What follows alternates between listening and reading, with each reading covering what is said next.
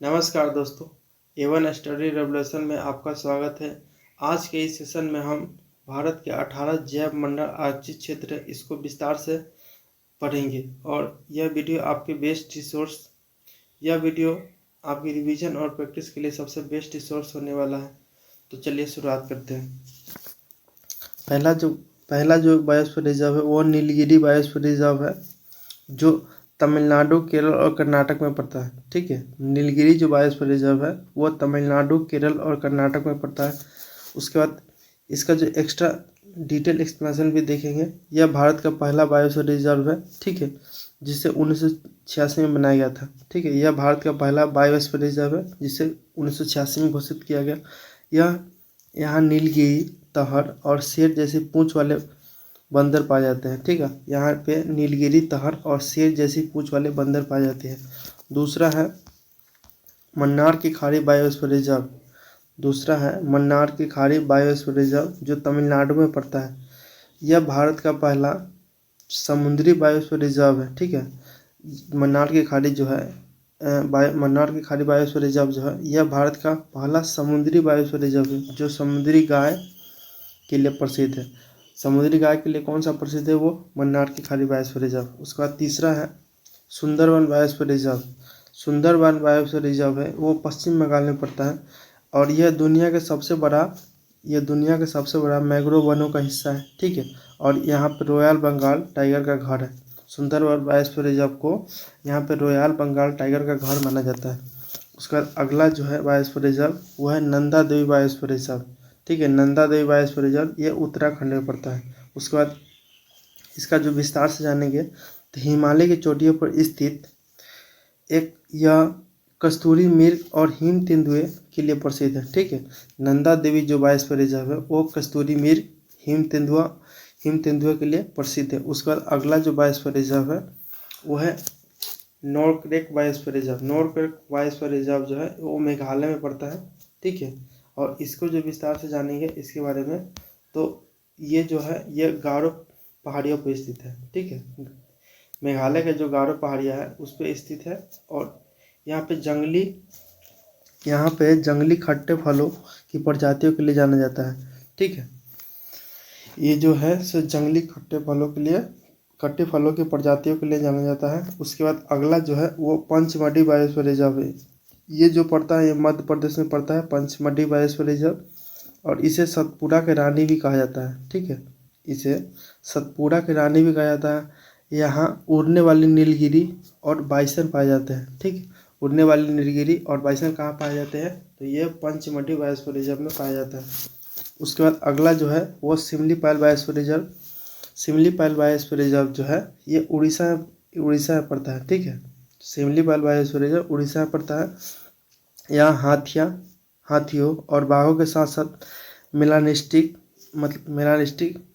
यानी कि काले बाघ भी पाए जाते हैं। ठीक है, यहाँ पे हाथियाँ, उसके बाद बाघों और उसके बाद काले बाघ भी पाए जाते हैं सिमलीपाल बायोस्फीयर रिजर्व में। उसके बाद अगला है अचानक मार अमरकंटक बायोस्फीयर रिजर्व। ये जो पड़ता है ये छत्तीसगढ़ और मध्य प्रदेश दोनों में पड़ता है, अचानक मार अमरकंटक बायोस्फीयर रिजर्व, और यह मैकाल पहाड़ियों पर स्थित है।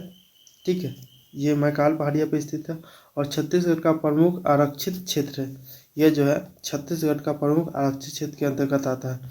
उसके बाद अगला जो बायोस्फीयर रिजर्व है वो है ग्रेट निकोबार बायोस्फीयर रिजर्व। ये अंडमान निकोबार में पड़ता है, ग्रेट निकोबार बायोस्फीयर रिजर्व। यह भारत के सबसे दक्षिणी आरक्षित क्षेत्र है। ठीक है, यह भारत का सबसे दक्षिणी आरक्षित क्षेत्र है। यहाँ खारे पानी के मगरमच्छ मिलते हैं।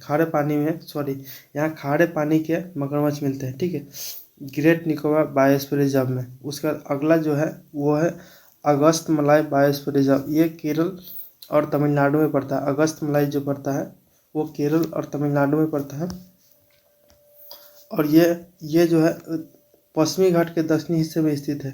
ठीक है, अगस्तमलाई जो बायोस्फीयर रिजर्व है यह पश्चिमी घाट के दक्षिणी हिस्से में स्थित है और यहाँ हाथिया का प्रमुख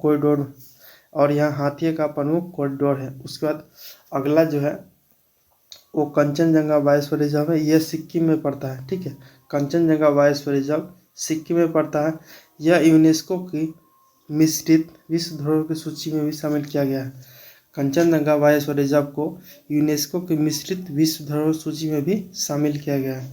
उसका अगला जो बायोस्फीयर रिजर्व है वो है पन्ना बायोस्फीयर रिजर्व। पन्ना बायोस्फीयर रिजर्व जो है ये मध्य प्रदेश में पड़ता है और यह यूनेस्को की लिस्ट में शामिल होने वाला भारत का नवीनतम 12वां रिजर्व है। ठीक है, पन्ना बायोस्फीयर रिजर्व जो है यूनेस्को की लिस्ट में शामिल होने वाला भारत का नवीनतम 12वां बायोस्फीयर रिजर्व है। ठीक है, पन्ना। उसके बाद अगला जो